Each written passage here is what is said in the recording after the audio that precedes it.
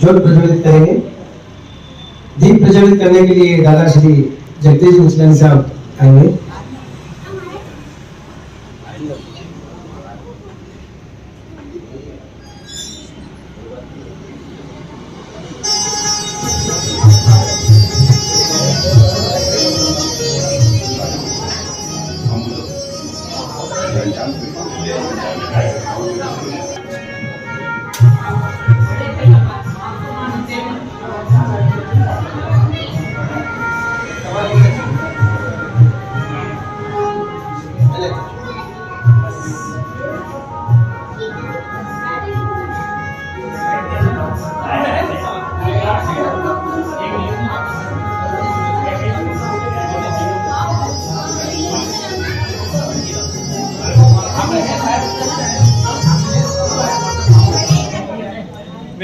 आप बैठो।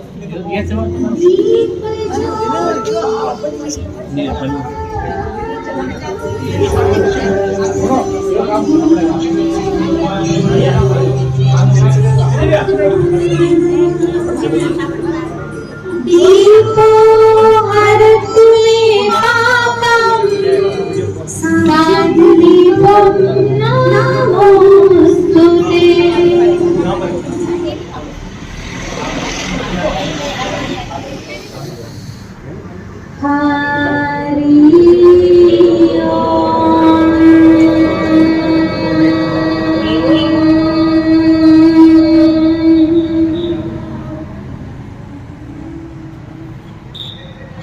जितनी देर ओम का गुंजन करते हैं उतनी ही देर शांत बैठना।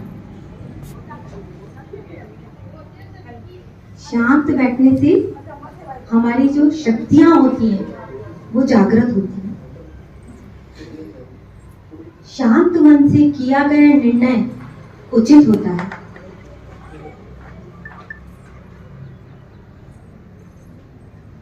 पुनः गहरा सांस लेते हुए हरि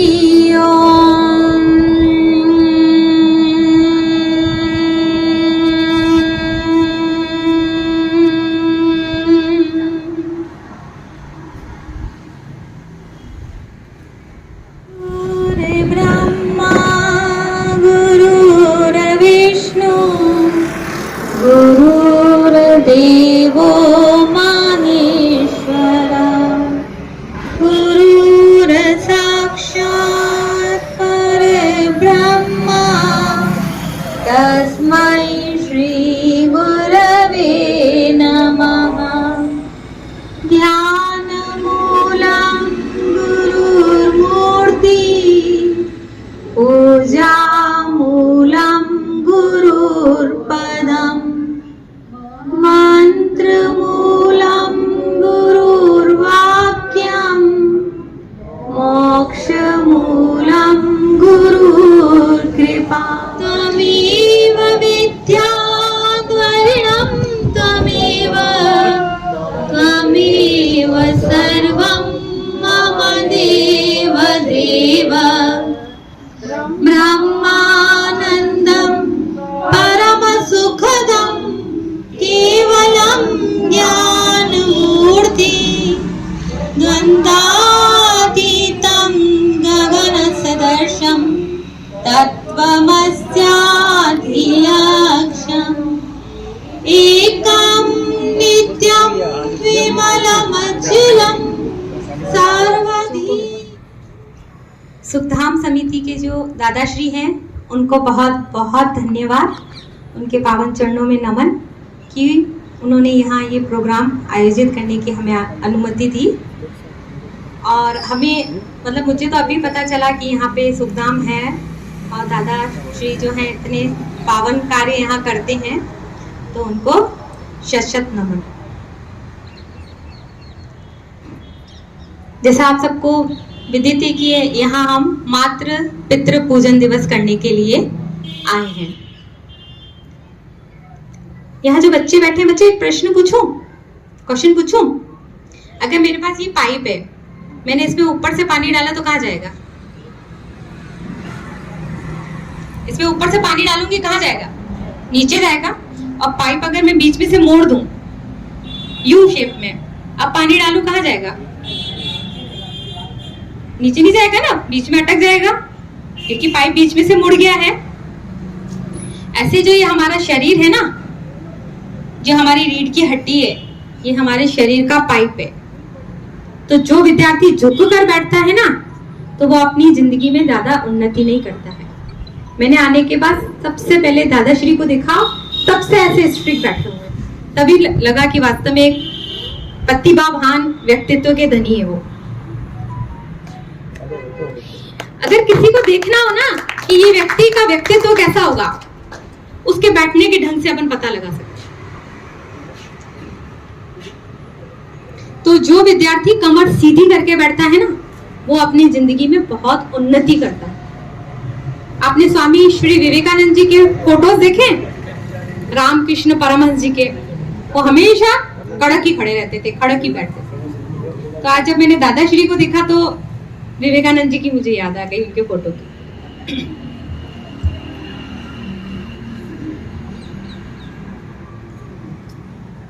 अमेरिका में, अमेरिका देश का नाम सबने सुना है ना?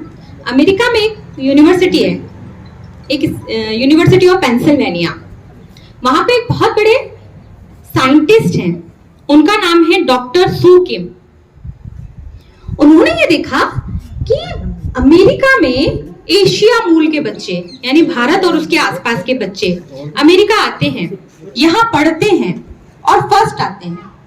और हमारे अमेरिका के बच्चे जो कि अमेरिका में ही रहते हैं और वो हमेशा पीछे जाते हैं। ऐसा क्यों? भारत के बच्चों में ऐसी क्या विशेषता है कि भारत के बच्चे जहां जाते हैं वहां अपना नाम करके आते हैं? यहां तक कि अमेरिका में भी भारत के बच्चे बड़ी बड़ी पोस्टों पे बैठे हुए हैं, इंजीनियर, साइंटिस्ट, डॉक्टर, बड़ी बड़ी पोस्टों पे अपने भारत के बच्चे बैठे हैं। स्वयं ओबामा ने अपने इंटरव्यू में एक बार कहा था कि अमेरिकन बच्चे जाग जाओ, नहीं तो अमेरिका की सब बड़ी बड़ी पद जो हैं वो भारतीय ले जाएंगे। तब उन्होंने ये देखा कि भारत का बच्चा हर क्षेत्र में फर्स्ट क्यों आता है और अमेरिका का बच्चा वहीं रहता है तो वो पीछे क्यों होता है। उन्होंने एक बच्चे पर रिसर्च किया और उन्होंने क्या देखा कि जो भारत का बच्चा होता है, भारत का जो बालक होता है, वो अपने माता पिता का बहुत आदर करता है और अपने भविष्य के प्रति बहुत सतर्क रहता है।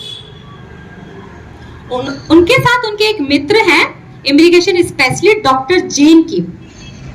उन्होंने देखा कि जब भारत का बच्चा, बालक अपने माता पिता से मिलता है बहुत समय बाद, या सुबह वो घर से निकलता है, तो उन्होंने देखा कि वो अपने माता पिता के चरण स्पर्श करता है।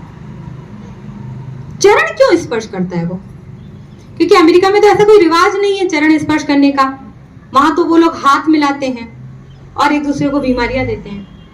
और अभी तो कोरोना काल में अमेरिका ने भी भारतीय संस्कृति का लोहा मान लिया। काढ़े, जिन चीजों को ये सोचते थे कि बेकार है, तुलसी, नीम, गिलोय, वही उन्होंने वहां मंगवाए। हाथ मिलाना छोड़ दिया उन लोगों ने, नमस्कार करना शुरू कर दिया। तो अब भारतीय संस्कृति का लोहा मानने लग गए हैं वो भी। तो उन्होंने देखा कि भारत का बच्चा जो होता है वो चरण स्पर्श क्यों करता है। उन्होंने, दोनों साइंटिस्टों ने मिलकर एक बहुत गहन अध्ययन किया और उन्होंने देखा कि जब बालक माता पिता के पैर छूता है ना, तब उसके पैरों में से, माता पिता के जो पैर होते हैं ना, उनकी उंगलियों में से सात्विक ऊर्जा निकलती है, पॉजिटिव एनर्जी, जिसको हम लोग कहते हैं दुआएं। कहते हैं ना माता पिता की दुआएं ले लो। तब उन्होंने देखा कि वो दुआएं निकल रही हैं उनकी पैरों में से और बच्चे के मस्तिष्क में जाती। ये एकदम सच है कि माता पिता की दुआएं काम करती हैं और करती हैं। इसके बहुत प्रमाण हैं। भगवान श्री राम का जब रावण से युद्ध हो रहा था ना, तब भगवान श्री राम जब रावण को तीर मारते थे तो रावण की गर्दन कट जाती थी, ठीक है। लेकिन ये अलग बात है कि नया चेहरा, नया सिर आ जाता था, लेकिन नाभि में अमृत था। लेकिन जब रावण भगवान श्री राम को तीर मारता था तो वो तीर कभी भी भगवान को लगता ही नहीं था, कभी ऊपर से कभी नीचे से निकल जाता था। ऐसा क्यों? क्या रावण को तीर चलाना नहीं आता था? आता था। रावण जो था वो बहुत बड़ा धनुर्धर था। जब रावण की मृत्यु हो रही थी तब स्वयं भगवान श्री राम ने कहा था कि आज पृथ्वी से एक बहुत बड़ा ज्ञानी जा रहा है।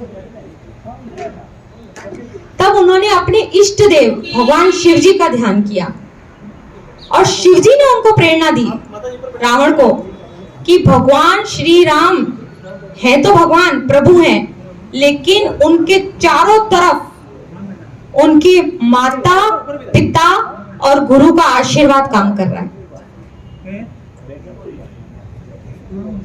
प्रातः काल उठी के रघुनाथा, मात्र पितृ गुरु नावही माथा। भगवान श्री राम सुबह जल्दी उठते थे, माता पिता और गुरु के चरणों में प्रणाम करते थे, और जब माता पिता गुरु उनको आशीर्वाद देते थे, क्या आशीर्वाद देते थे? चिरंजीवी भव, यशस्वी भव, विजयी भव। और वो आशीर्वाद उनके चारों तरफ उनकी रक्षा करते। अब तो विदेशी लोग है ना, वो अपनी भारतीय संस्कृति का लोहा मानने लगे हैं। विदेशी संस्कृति में अपनी भारतीय संस्कृति गुल रही है वहां पर। लेकिन हमारे लिए एक दुर्भाग्य है कि हम लोग विदेशों की नकल करते हैं। वरना कभी आज से 20-50 साल पहले कभी सुना था कि वृद्धाश्रम? तो उनको देख कर लगेगा मुझे नहीं। हमारी संस्कृति तो ऐसी है, 3-3, 4-4 पीढ़ियां एक साथ बैठ के भोजन करती है। जब माँ पहली रोटी बनाती है ना तो बच्चे को कहती है जा बेटा दादा दादी को दिया, और दादा दादी उसके सर पर प्यार से हाथ रखते और कहते तूने खाना खाया, और फिर अपनी जेब में हाथ डाल के कहीं से 1 रुपया 2 रुपया 10 रुपए मिलते उसको हाथ में देते, और कुछ नहीं तो एक टॉफी भी मिल जाए तो दे देते थे। ये थी हमारी भारतीय संस्कृति।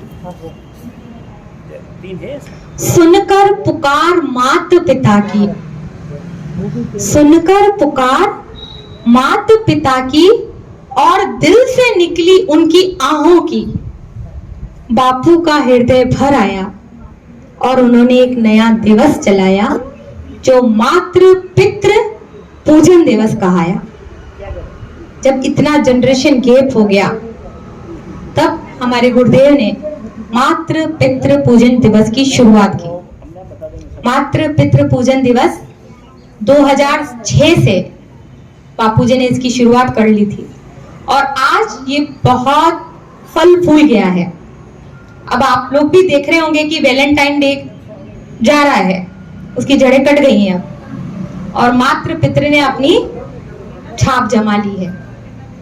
भारत में ही नहीं विदेशों में भी ये दिवस मनाया जाता है। मैंने खुद अमेरिका में ये दिवस वहां पे मनवाया था। तो भारत में ही नहीं विदेशों में भी अगर आप YouTube पे मातृ पितृ पूजन लिख के सर्च करते हैं तो आपके पास हजारों वीडियोस आ जाएंगे कि कौन से देश में कितनी तारीख कितने बजे कहां कहां मातृ पितृ मनाया गया। एक छोटा सा घटना बताते हुए मातृ पितृ की शुरुआत करते हैं।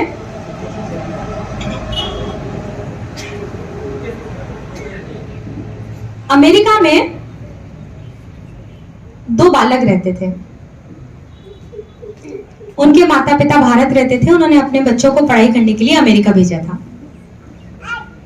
बच्चों ने पढ़ाई की, जॉब की और वहीं बस गए।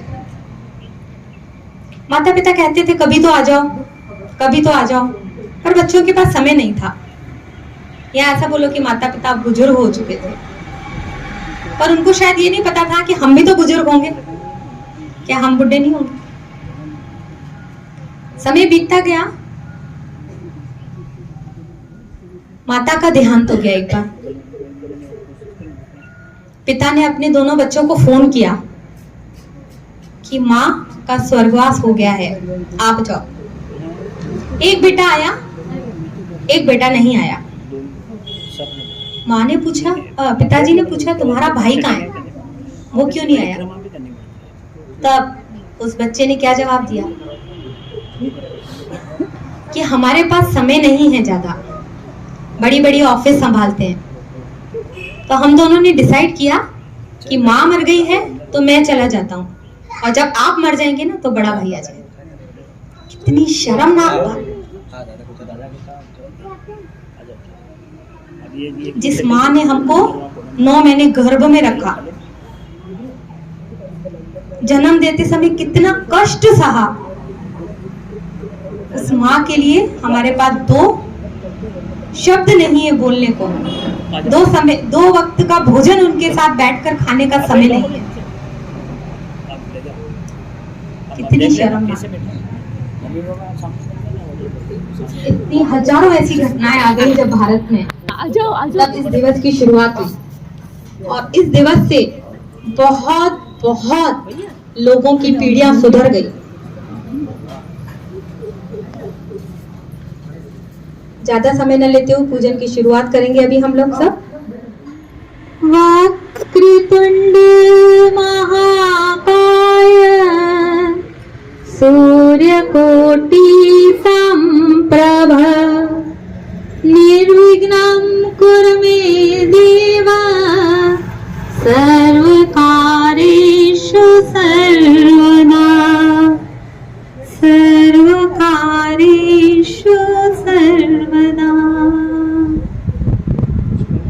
छोटी उंगली के पास वाली उंगली जो है वो अपने भूमध्य में जहाँ तिलक लगाते हैं वहां स्पर्श करते हुए सभी ये मंत्र उच्चारित करेंगे। ओम गम गणपतये नमः।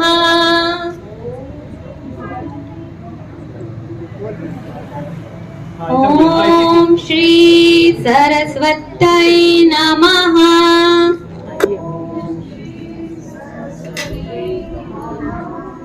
ओम श्री गुरुभ्यो नमः।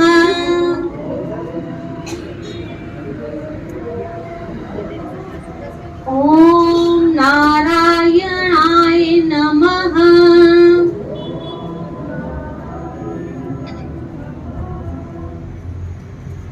हमारी भारतीय संस्कृति में जब भी हम मंदिर जाते हैं, पूजा करते हैं, शुभ काम करते हैं, तो सबसे पहले हम शंख बजाते हैं।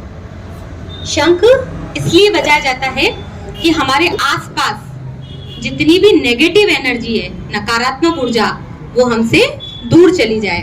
तो शंख ध्वनि के साथ पूजन की शुरुआत करते हुए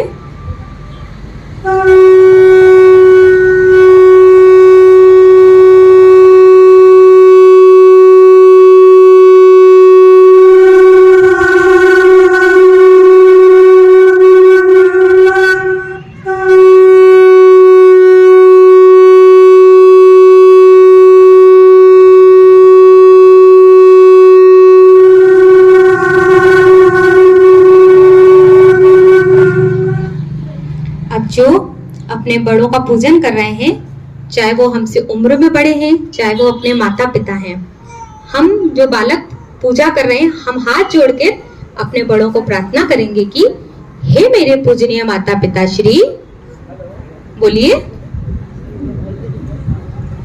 मैंने आपको यहाँ बैठने के लिए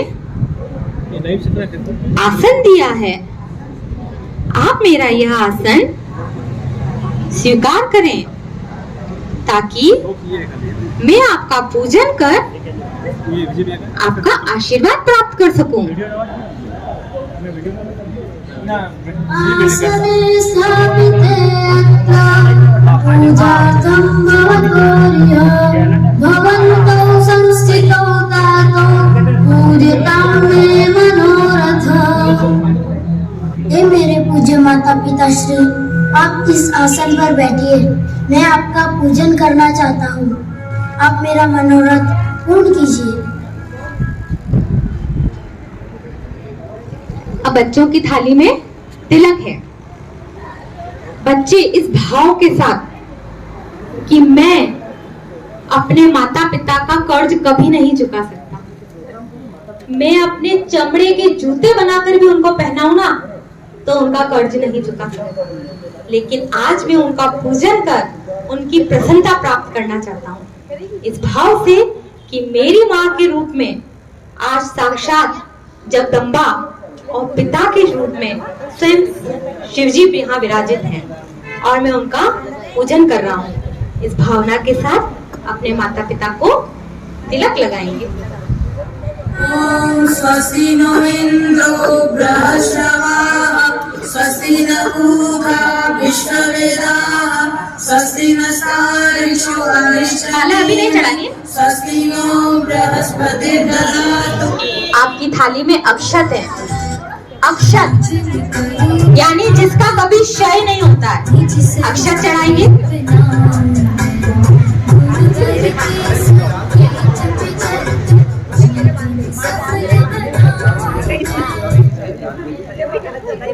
आपकी थाली में पुष्प है कि मैं माता पिता का ऋण तो नहीं चुका सकता, लेकिन पुष्प रखकर आज उनकी प्रसन्नता प्राप्त कर रहा हूँ। पुष्प चढ़ाएंगे। अब माला हाथ में ले लेंगे, अभी पहनानी नहीं है, एक बार हाथ में ले लेंगे सभी।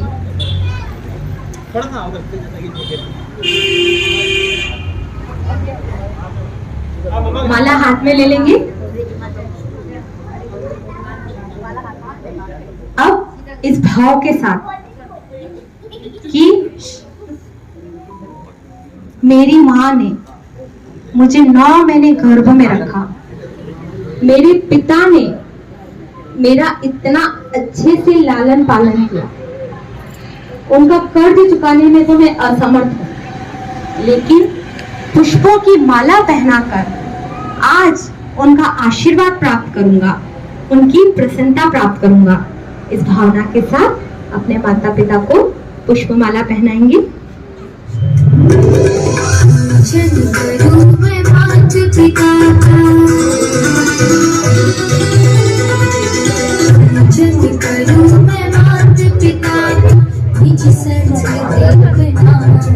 आज देखना माता पिता को भी आनंद आ रहा होगा, कभी बच्चों ने ऐसी पूजा नहीं की होगी आपकी।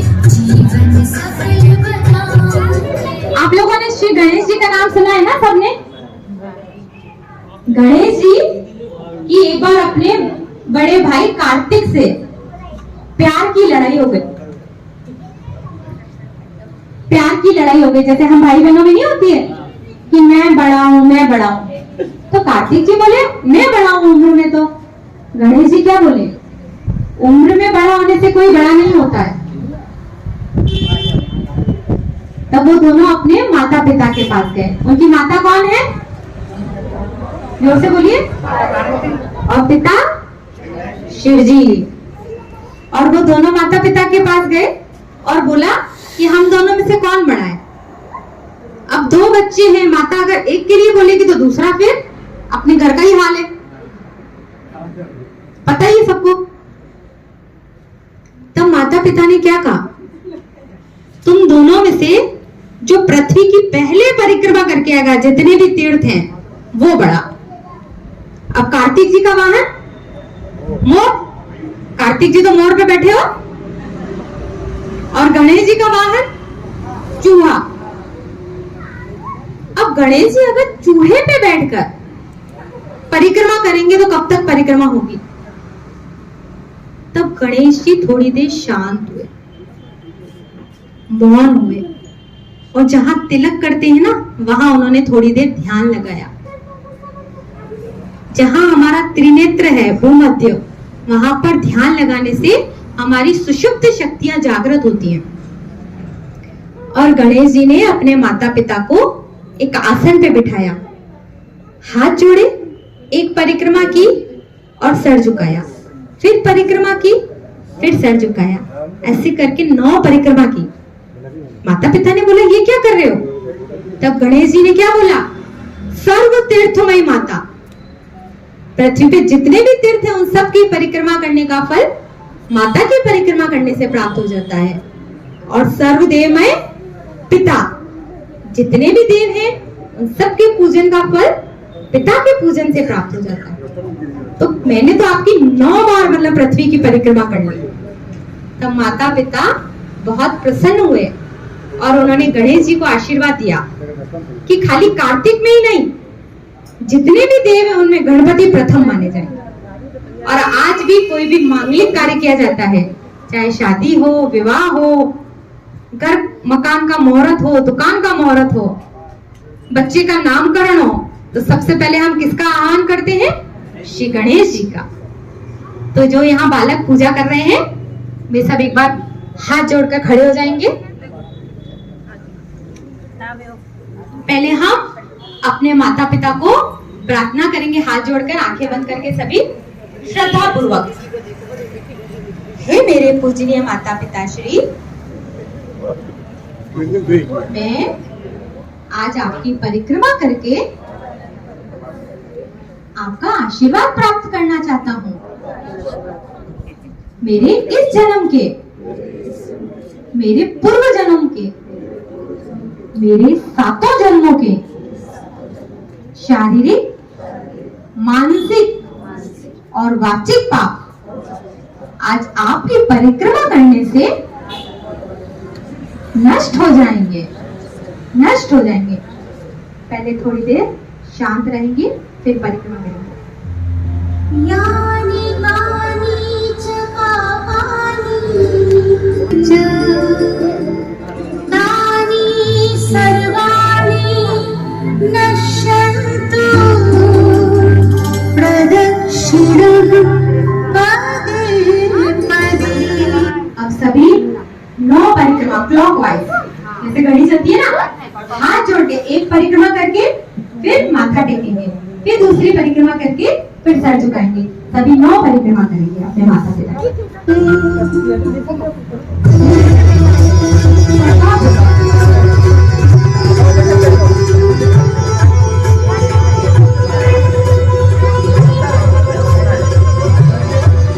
आपको गणेश जी भी देख रहे होंगे ना, तो वो भी प्रसन्न हो रहे होंगे। इतने सारे गणेश जी एक साथ। शीश झुकाऊं, फेरे लगाऊं, शीश झुकाऊं, फेरे लगाऊं, आपका आशीष पाऊं मैं। तन मन अर्पित जीवन मेरा, अर्पित जीवन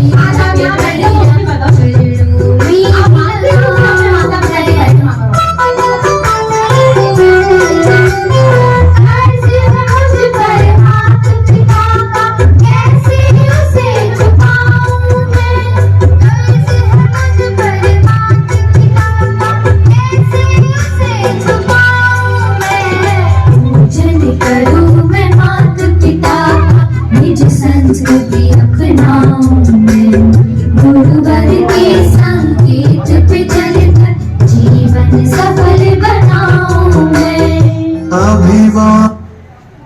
ये स्थान पर बैठ जाएंगे। 9 परिक्रमा हो गई है।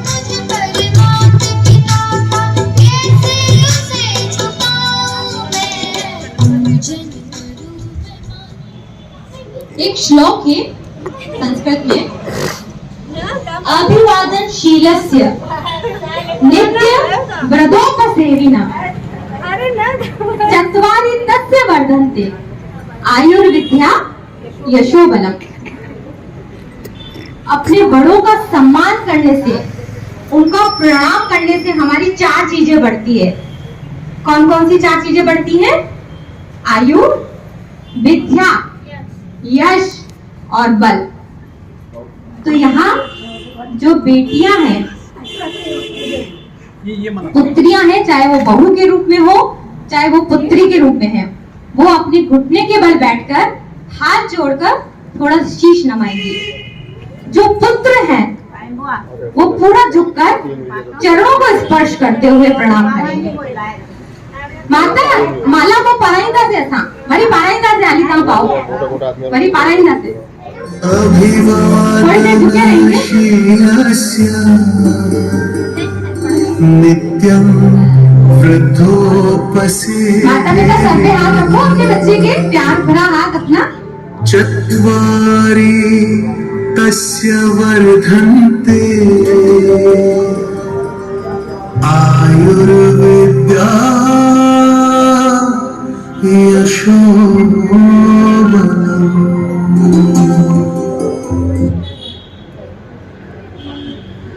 अब आपकी थाली में दीपक है। आज तक मंदिरों में तो भगवानों की पूजा की है हमने।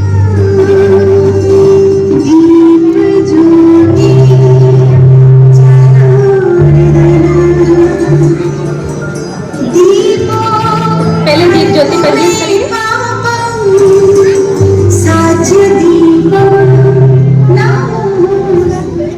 अब क्लॉकवाइज, जैसे क्लॉक चलती है ना घड़ी, उस वाइज हम सभी अपने भगवानों की आज पूजा करेंगे। आज माता पिता को भी अच्छा लग रहा होगा, उनके बच्चों ने ऐसी कभी पूजा नहीं की होगी उनकी आज तक, ये कभी। और माता पिता आज अपने माता पिता को याद करें और उनकी मन ही मन आरती करें। जय जय मात पिता प्रभु गुरु जी, इतना पावन दृश्य। सद्भाव देख तुम्हारा, सद्भाव देख तुम्हारा, मस्तक झुक जाता। ओम जय जय मात पिता। जय जय मात पिता प्रभु गुरु जी मात पिता।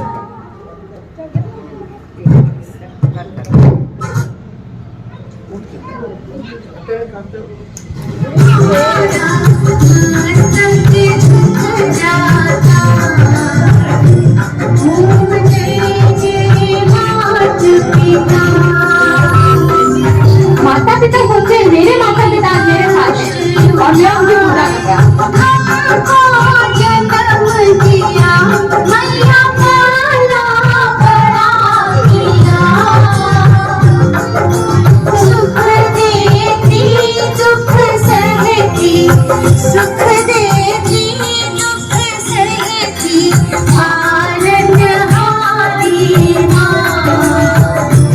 ओम जय जय मात पिता। अनुशासित कर आपने उम्मत हमें किया, पिता आपने जो है दिया। कैसे ऋण मैं चुकाऊं, कैसे ऋण मैं चुकाऊं, कुछ न समझ आता। जय जय मात पिता। सर्वतीर्थमयी माता, सर्वदेव में पिता।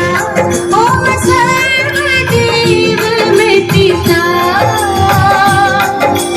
जो कोई पूजे, जो कोई पूजे, पूजित हो जाता। ओम जय जय मात पिता। माँ की पूजा जाता। ओम जय जय मात पिता। बलिहारी सद्गुरु की मार्ग दिखा दिया, सच्चा मार्ग दिखा दिया। पित पूजन करो, मात पित पूजन। मात पिता प्रभु गुरु की आरती जो गाता, हे प्रेम संयमी हो जाता, सदाचारी हो जाता, भव से तर जाता। ओम जय जय मात पिता।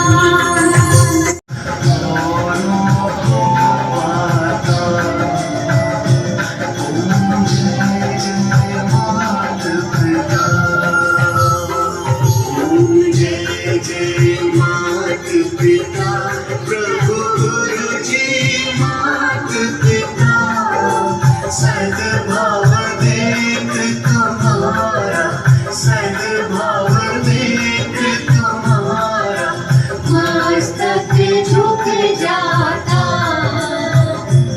ओम जय जय मात। दीप ज्योति के दर्शन बहुत शुभ माने जाते हैं। थाली नीचे रखेंगे सभी। अब थोड़ी देर सब आंखें बंद करके शांत बैठें। और मन ही मन ये सोचें कि मेरे हाथों में एक बहुत सुंदर थाली है, उसमें दीपक है, अक्षत है, पुष्पों की माला है, कुमकुम है। मेरे निर्मल पावन माता पिता मेरे सामने बैठे हुए हैं। मैं उनकी आरती उतार रहा हूँ। वो मुझे बड़े भाव से सहला रहे हैं। मानसी की मन ही मन उनकी आरती करें। लेके पूजा की थाली, ज्योत मन की जगाली, तेरी आरती उतारो भोली माँ। तू जो दे दे सहारा, सुख जीवन का सारा, तेरे चरणों में वारो प्यारी माँ। ओ माँ, प्यारी माँ, मुझे इस दुनिया में लाया, मुझे बोलना चलना सिखाया। ओ मात पिता तुम्हें वंदन, मैंने किस्मत से तुम्हें पाया। पूजा है तुमको, पूजेंगे हरदम, माँ को ही अर्पण ये मेरा जीवन। मेरी माँ एक मंदिर है और ममता पूजा है, एक वो ही भगवन है और कोई न दूजा है। क्या ये जिंदगानी है, माँ तेरी कहानी है। आज हूँ मैं जो कुछ भी, मेहरबानी तेरी है, मेहरबानी तेरी है। बहुत लोगों के आंसू कि मेरा जो बालक मेरी पूजा कर रहा है, आज मेरे सामने बैठा हुआ है, ये हर क्षेत्र में हर कार्य में विजयी रहे और अपने बड़ों का हमेशा सम्मान करे। इस भाव के साथ माता पिता अपने बच्चे को तिलक लगाएं।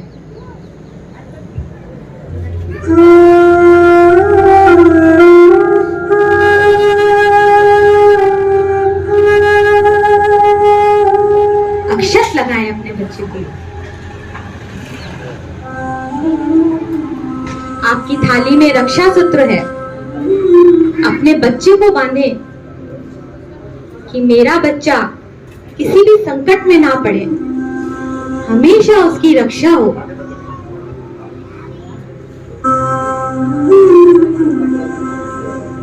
पुष्प रखें उसके सर पर।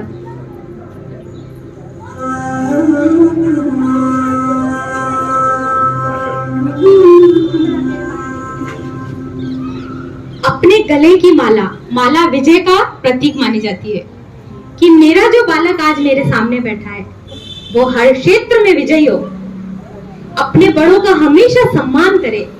इस भावना के साथ आज पूरा आशीर्वाद माला में डालकर अपने बच्चे को पहना दो।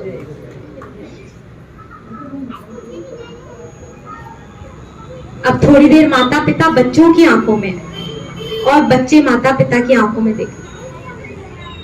माता पिता ना मानो अपना पूरा प्यार, अपना पूरा स्नेह आज बच्चों के ऊपर लुटा रहे हैं। और बच्चों, हमने कितनी गलतियां की, कितनी बार माता पिता को गलत भी बोला होगा, सबका अनुभव है। उस सब के लिए आज मानो आप उनसे माफी मांग रहे हो। माता पिता समझिए जैसे उनके बच्चे ने ना आज ही जन्म लिया हो। कैसा था ना वो पल, कितनी पीड़ा सही थी आपने, लेकिन जब बालक को गोद में लिया था सब पीड़ा भूल गए ना हम। इस भावना के साथ माता पिता बच्चों को और बच्चे माता पिता को देखें।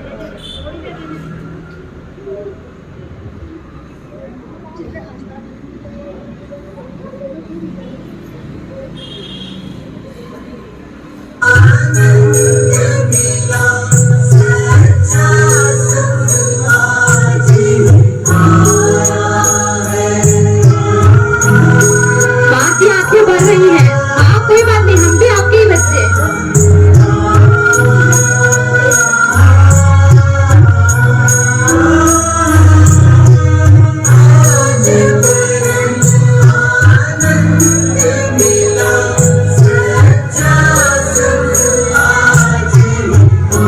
वास्तव में आज सुख जो मिला है ना, उसका कोई मूल्य नहीं है।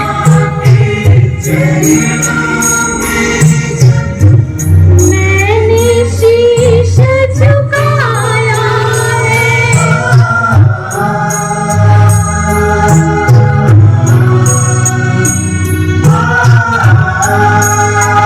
माता पिता के गले लग जाओ, खाली साइड में क्या गले लग जाओ माता पिता के। ऐसा प्यार, ये है हमारा प्यार भारत का।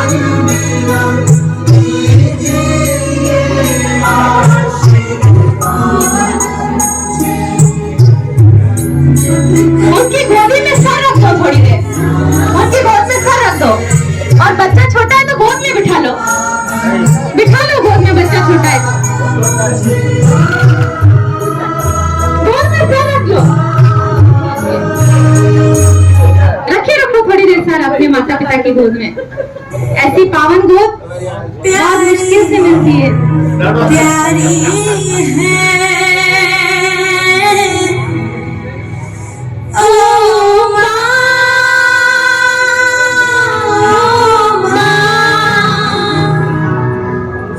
ओ माँ।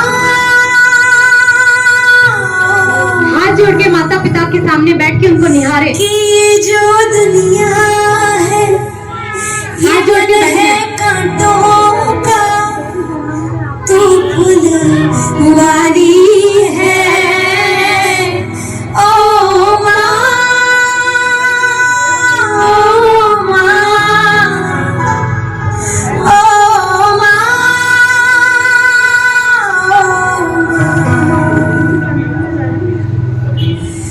दुखन लागी है माँ तेरी अखियाँ, दुखन लागी है माँ तेरी अखियाँ। मेरे लिए जागी है तू, मेरे लिए जागी है तू, सारी सारी रतियाँ मेरी निंदिया पे, अपनी निंदिया पे तूने वारी है ओ माँ, ओ माँ, ओ माँ।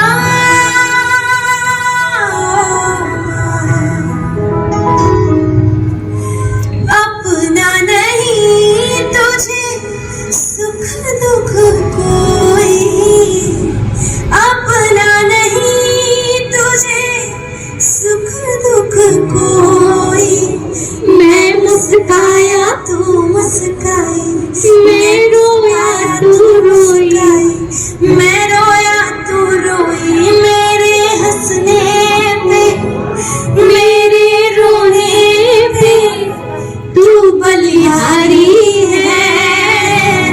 ओ माँ, ओ माँ, ओ माँ।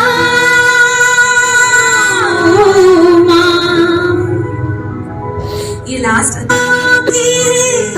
जा होती है, वो होते हैं किस्मत वाले, वो होते हैं किस्मत वाले, जिनकी माँ होती है कितनी सुंदर है, इतनी शीतल है, प्यारी प्यारी है।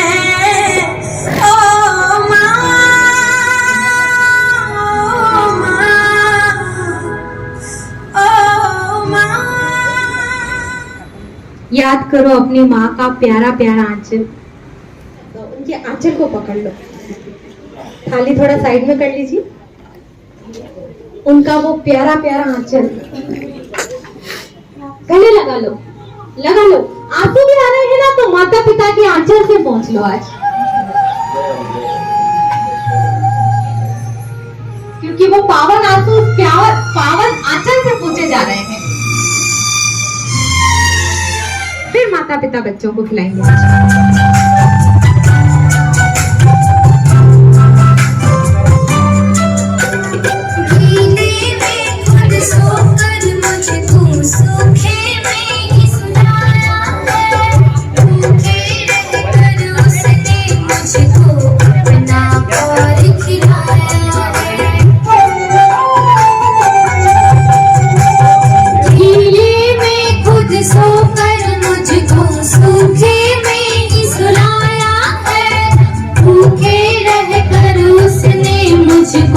अपना और खिलाया है, उस माँ का ऋण कैसे चुकाऊं, माँ ममता की खान है, उस माँ का ऋण कैसे चुकाऊं, माँ ममता की खान है। पूजन करूं मैं माता पिता का, निज संचरी अपनाऊं मैं, गुरुवर के संकेत पे चलकर जीवन सफल बनाऊं मैं।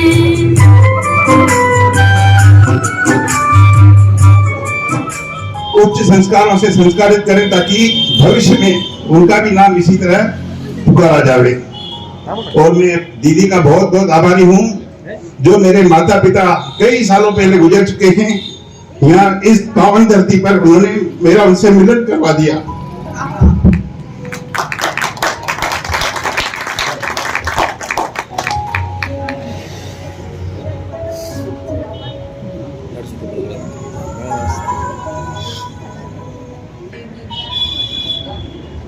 हरिओम। जिस भवन में आज हम सब उपस्थित हैं, इस भवन में आज से पहले भी हम कई बार उपस्थित हुए, मिले हैं, कुछ विभिन्न कार्यक्रम भी किए हैं, लेकिन आज का जो ये कार्यक्रम हुआ है इस प्रांगण के अंदर, ये अपने आप में अपनी एक विशेषता रख रहा है। जिस सांस्कृतिक परिपाटी को, जिस सनातन धर्म की परिपाटी को इस सुखधाम भवन के अंदर दादा जगदीश जी निचलानी ने प्रारंभ किया था, उसी श्रृंखला में एक कड़ी और जुड़ गई। इस कार्यक्रम की वजह से आज हम सब लोग सीधे अपने माता पिता से जुड़े, जो हयात हैं उनसे भी, और जो हयात नहीं है उनकी मानसिक सेवा करके हमने वो पावन समय को पाया। शायद अपने जीवन के अंदर इस प्रकार का कोई भी पूजन हमने शायद नहीं किया होगा, माता पिता को याद हम अवश्य करते हैं, लेकिन इस तरीका से नहीं किया। लेकिन आज हमारी इस बहन ने भी हमें उस सोच को जो उस समय के लिए हम भूल चुके थे, उसे फिर से याद दिला दिया। तो उसके लिए बहन का धन्यवाद अवश्य बनता है। तालियां बजाइए कि जिस सोच को हम एक बार भूल गए थे, उसे हमने वापस फिर से याद कर लिया, उजागर कर लिया।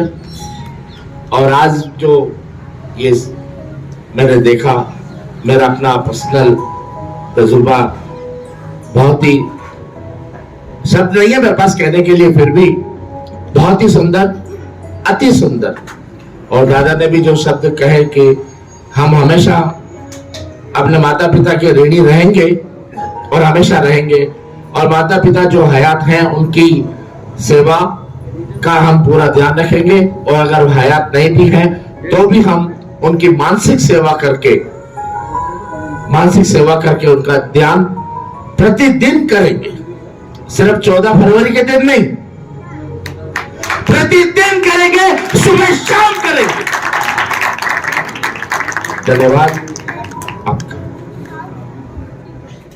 14 फरवरी हमारे जैसे कि पाश्चात्य संस्कृति में इसे वैलेंटाइन डे मनाते हैं, लेकिन उस वैलेंटाइन डे पर क्रॉस करके सनातन प्रवृत्ति को आगे लाए और माता पिता पूजन का हमने ये कार्यक्रम सुखधाम भवन में रखा।